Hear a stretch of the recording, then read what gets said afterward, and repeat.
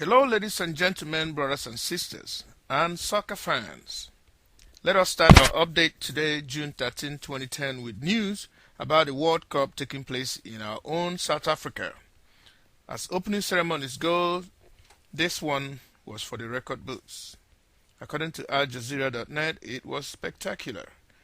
This day of Nigeria gave it an A+, and the BBC says, just to make a long story short, they said it was brilliant. The organizers would rather put it simple.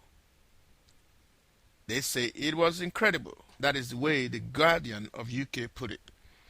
So far in the World Cup, the atmosphere has been full of excitement, dampened by the news of the death of a great-granddaughter of Nelson Mandela. According to allafrica.net, the 13-year-old Zenani Mandela was killed in a motor accident while returning from the World Cup Thursday night opening activities. The report continued that the driver was arrested for drunken driving and culpable homicide.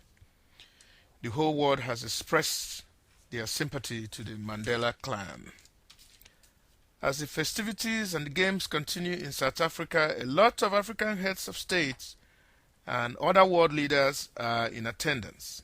Yet, 3 notable African leaders are absent, either because they were not invited for how they came into power, or that, in the case of Sudan, wanted by the International Criminal Court at The Hague for war crimes. Gathering from allafrica.com, again, the presidents of Madagascar, Andy Rajoelina, and General Sékou Konate of Guinea were left out because they seized authority by the power of the barrel instead of the ballot box, while Sudanese President Omar al-Bashir might have risked arrest if he ventured to appear in South Africa. That is that.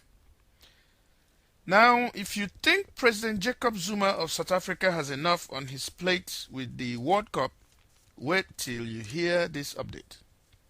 According to Zimbabwe Independent, the shaky coalition government of President Robert Mugabe and Prime Minister Morgan Tsvangirai are again not agreeing on anything meaningful. The report indicates that the parties agreed to call on President Zuma to step in, perhaps to help them work out a compromise.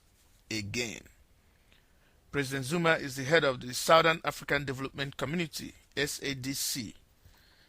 Member countries include Angola, Botswana, Democratic Republic of Congo, Lesotho, Madagascar, Malawi, Mauritius, Mozambique, as we used to call it, Namibia, Seychelles, South Africa, Swaziland, Tanzania, Zambia, and Zimbabwe. 15 countries in all. We will see.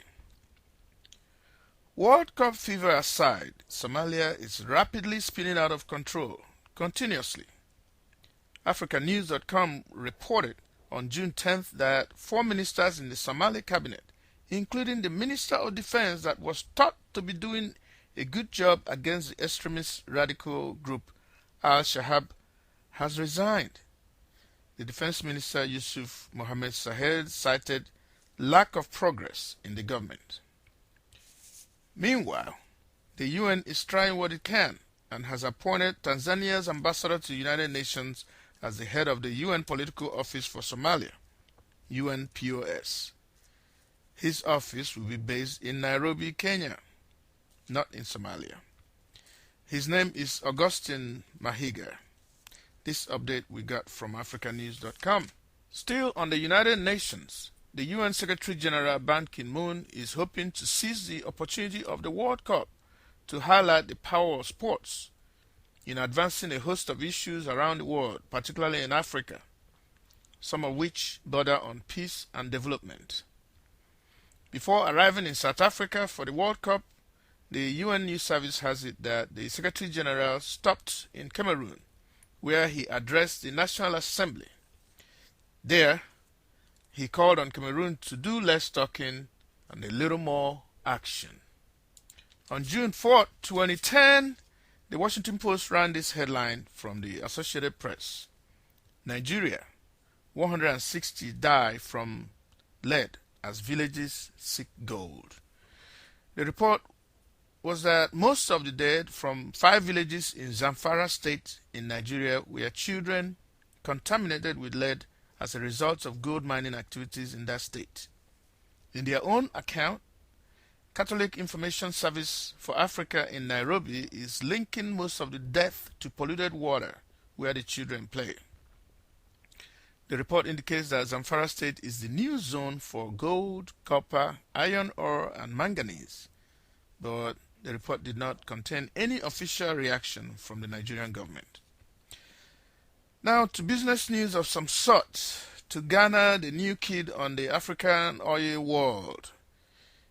News, according to Bloomberg.com, says that IMF will lend $350 million to Ghana this year to help with the economy. $350 million. Bloomberg News of June 10th indicates that 119 million of that 350 has been released to Ghana. That is business. Ladies and gentlemen, soccer fans, we will cut this update short because we have soccer to watch. Enjoy the games. Thank you very much.